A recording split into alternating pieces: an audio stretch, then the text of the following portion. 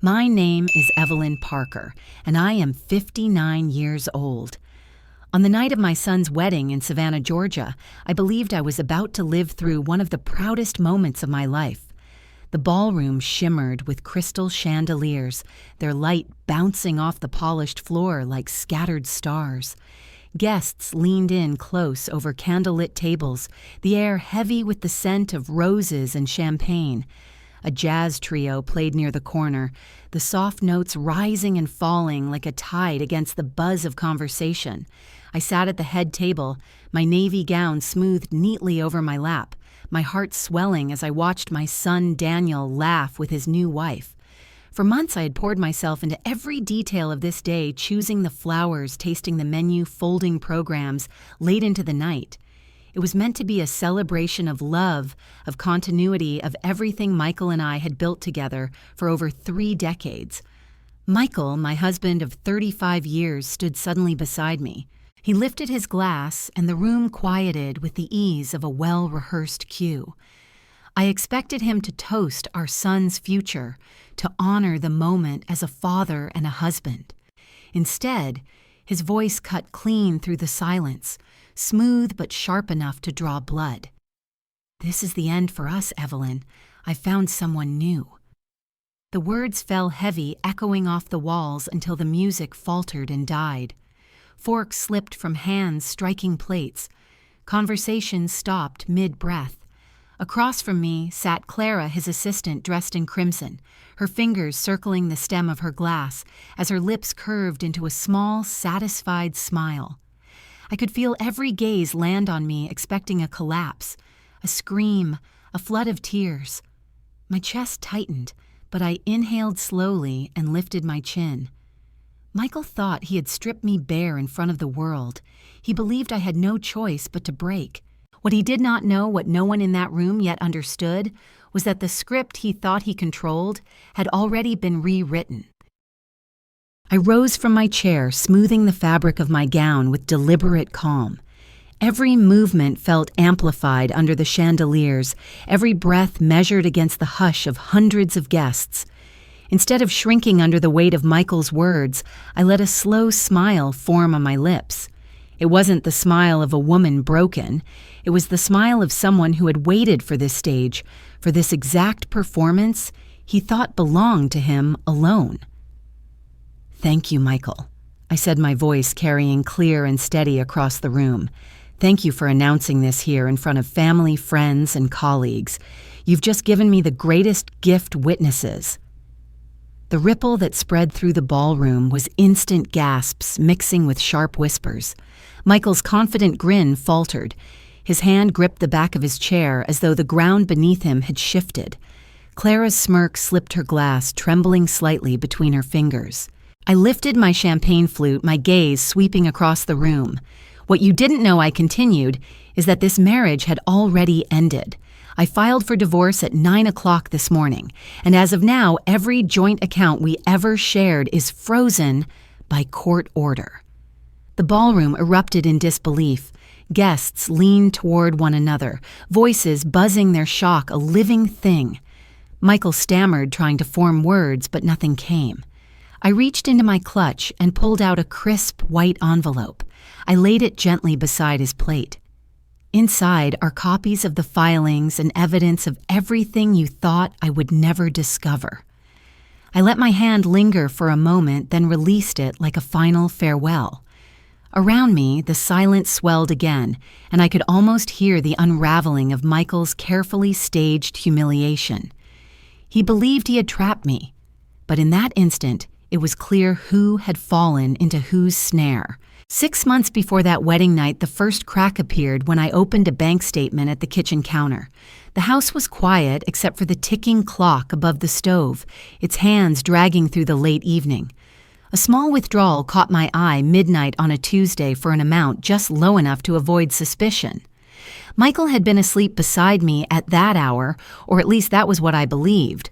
I told myself it must be a mistake, maybe an automatic draft I'd forgotten about. But once you notice a single flaw, your eyes begin to search for more. The next month, there it was again. A new withdrawal, different amount, different time, and then another. By the third statement, my stomach carried a cold, steady weight. My pen circled numbers until the page looked scarred, each loop around the figures like a knot tightening inside me. I didn't mention it to him. I couldn't.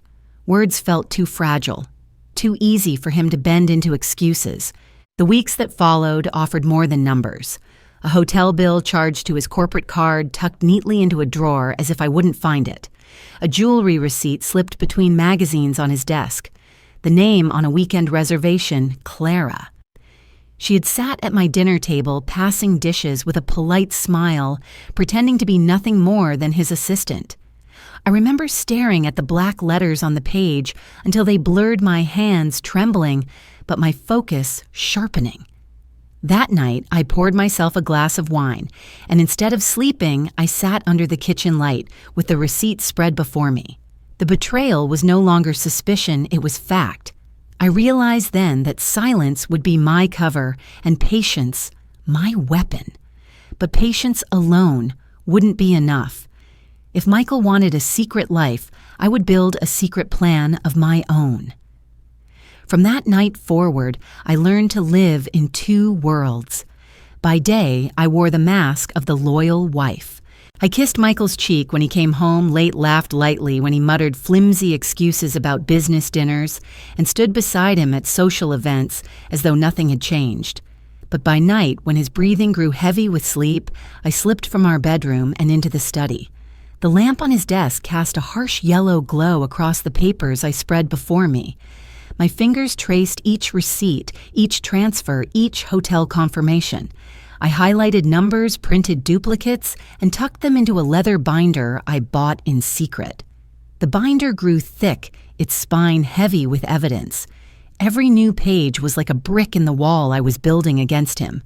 I hated the shaking of my own hands the way my heart pounded when I heard the floorboards creak. But beneath the fear ran something stronger, a resolve I had never known. If Michael had chosen betrayal, then I would choose strategy.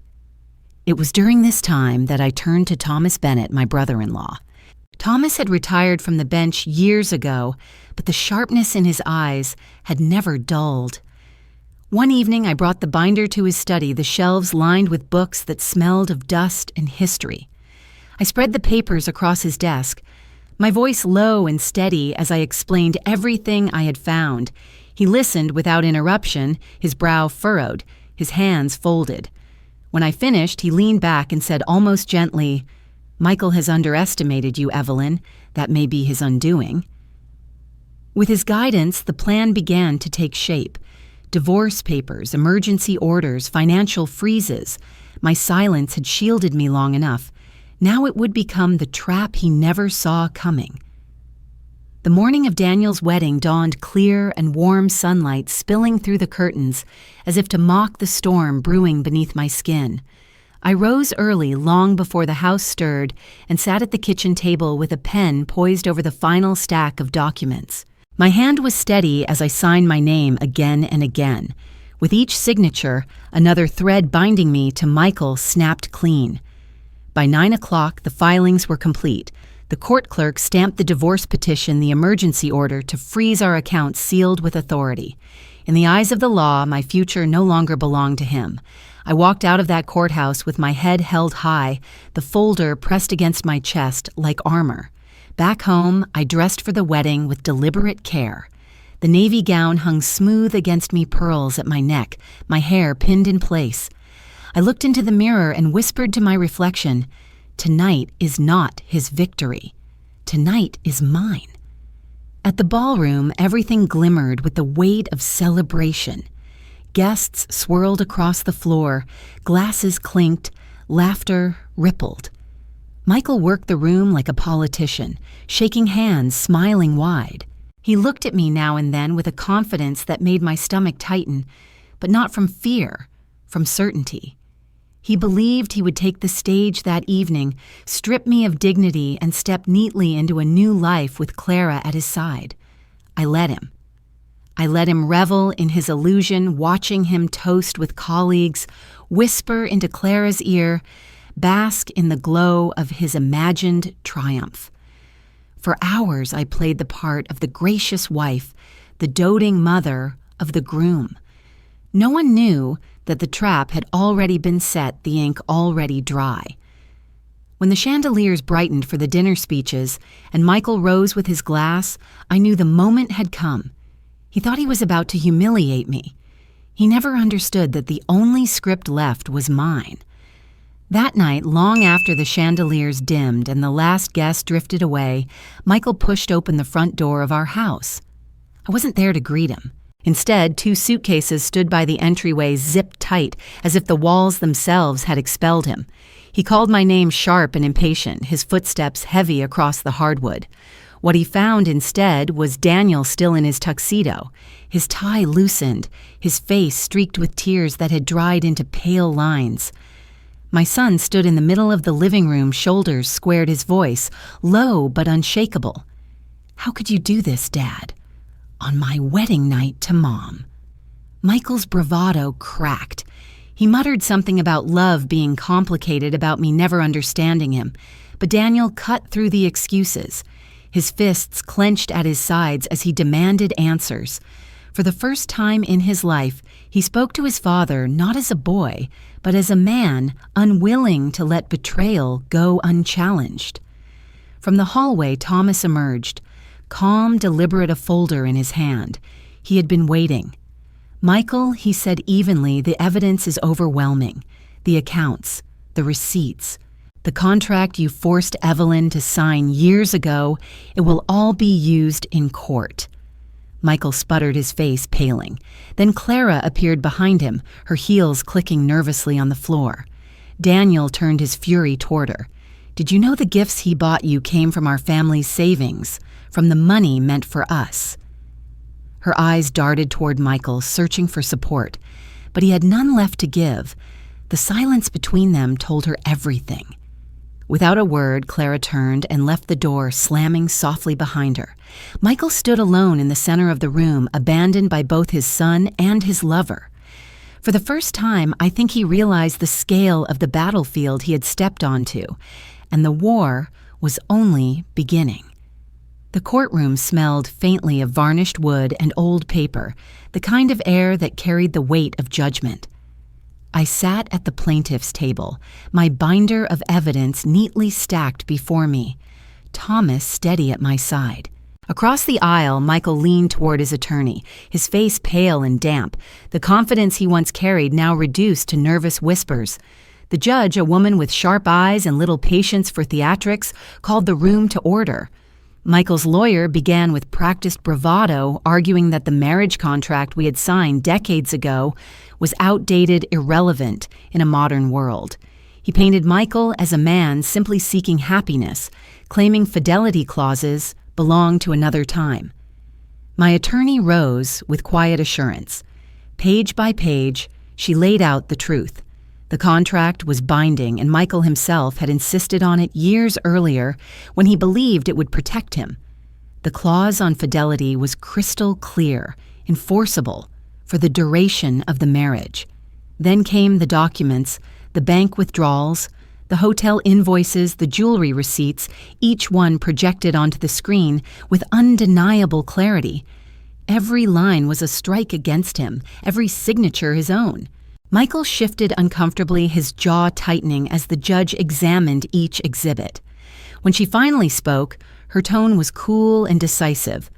The contract stands. Fidelity was required. Financial honesty was non-negotiable. Mr. Parker, you broke both. The gavel struck once, echoing like thunder. With that sound, the scales tipped. The house remained in my name. The retirement funds transferred to my side.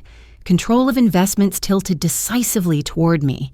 Michael's illusions of power collapsed in that single moment, his eyes fixed on the table as if he could hide from the ruin. I didn't smile. Justice didn't call for celebration. It called for clarity, and clarity was finally mine. In the weeks after the ruling, Michael's world unraveled with a cruel precision. The man who once commanded attention at charity galas and business dinners found himself shut out of every circle he had built. Invitations stopped arriving. Phone calls went unanswered. Partners who had once raised their glasses with him now distanced themselves, unwilling to be associated with scandal. Clara lasted only a little longer. At first she clung to him, whispering promises that they could start fresh. But when the accounts were revealed to be frozen, when she realized the jewelry and vacations had been paid with dwindling funds rather than wealth, secure her devotion withered. I heard she packed her things quietly, moving out of the apartment he had rented for her. By the time the news reached me, she was already gone. Michael drifted into obscurity. He rented a one-bedroom apartment near the highway, far from the manicured neighborhoods he once called home. I imagined him carrying plastic grocery bags up narrow stairs, his suit jacket wrinkled, his silver hair no longer polished to perfection. Neighbors passed him without recognition, without care. The man who once relished the spotlight had become a ghost, invisible in his own city. I never saw him during that time, though. Whispers reached me through mutual acquaintances. They said he looked older, thinner, like a man shrunken by his own mistakes. They said his laughter, once booming across ballrooms, had vanished into silence. And perhaps that was the greatest irony. Michael had tried to use silence as a weapon against me, believing my quiet compliance would protect him. Now silence was his only companion, and it was merciless. As for me, I did not gloat. I did not need to. His downfall carried its own weight, heavy and undeniable. Justice had been served not with fire and spectacle, but with the slow erosion of everything he once held dear. Spring came to Savannah with the scent of jasmine drifting through the streets, and for the first time in decades, I woke with a purpose that belonged solely to me. I had signed a lease on a narrow storefront downtown, its wide glass windows letting in streams of morning light. To anyone else, it was an empty space with cracked tile floors and faded paint. To me, it was a blank canvas. I spent weeks scrubbing painting sanding counters smooth until my hands ached. Neighbors stopped by curious, asking what I planned to do. I told them simply, a bakery. It was a dream I had once tucked away when Michael dismissed it as frivolous when raising Daniel and keeping a household running left no room for more. But now, the dream breathed again. On the first week, I rose before dawn, mixing dough with flour that coated my apron, the smell of cinnamon and sugar filling the air. By noon, trays of rolls, lemon tarts, and golden loaves lined the counter. When I opened the door, the scent drifted out onto the street, and strangers wandered in. A student bought a slice of pie on her way to class. An older woman said the bread reminded her of childhood. By the second week, workers lined up during their lunch breaks, children pressed their noses to the glass, and families stopped after church. The shop buzzed with warmth. Laughter and conversation rose above the clinking of plates, and I stood behind the counter watching life gather in a space I had built with my own hands. Above the main table, I hung a drawing from my granddaughter. Though simple, it captured something profound. A woman sat alone at a table with a small cake, before her light glowing from her face. Once I saw loneliness in that sketch. Now I saw strength. This bakery wasn't just a business. It was proof that life after betrayal could be sweeter than anything I had left behind. One Saturday afternoon, the bell above the bakery door jingled, and Daniel walked in with his new wife. They looked younger than their years, hand in hand, laughter chasing the shadows that had once clouded their wedding day. He kissed my cheek and told me how proud he was. His wife settled at the long wooden table, and I placed slices of warm peach cobbler in front of them. For the first time in months, I saw Daniel's shoulders relax, his smile unguarded. Not long after Thomas arrived, leaning on his cane, his eyes soft with satisfaction. He had been my anchor through the storm, the one who reminded me that patience and preparation could carve a path to freedom. He sat down beside us, and the four of us shared that afternoon like a family restored. Laughter mingled with the golden light streaming through the windows, wrapping the room in a peace I had once thought unreachable. The drawing above the table caught my eye again, the woman alone with her cake, her face lit from within. I used to see it as a portrait of solitude, a reminder of all I had lost. But in that moment, surrounded by my son, his wife, and Thomas, I saw it differently. It wasn't loneliness at all. It was radiance, the quiet glow of someone who had discovered that being whole didn't depend on another person's presence. Daniel lifted his fork and grinned. "Mom," he said, "this place feels alive. It feels like you." His words sank deep, sweeter than any pastry I could bake. For years, my identity had been tied to a man who betrayed me. Now here, my son saw me for who I truly was, someone capable of building, of creating, of shining on her own. And in that recognition, I felt something settle inside me, not just survival, but triumph. As the weeks rolled on, the bakery settled into a rhythm that felt like breathing. Mornings began with the hiss of the oven and the scent of rising dough. Afternoons drifted by in a haze of sugar and conversation, and evenings ended with the quiet ritual of wiping counters clean and locking the door. The life I had once imagined simple, purposeful, filled with warmth was no longer a dream deferred. It was mine. One evening, as the sun sank low over Savannah, the glass panes of the bakery caught the last light and turned it into sheets of fire. I stood at the doorway, apron dusted with flour, and watched the glow stretch across the empty tables. My reflection in the window looked older, yes, but also steadier, stronger. I thought of Michael then, not with bitterness, but with a clarity that surprised me. He had gambled everything on arrogance, convinced that my silence meant weakness. He had tried to humiliate me in front of hundreds, never realizing he was the one stepping into a trap. Now he lived in a small apartment, a ghost of the man he had been while I stood in the light of my own making.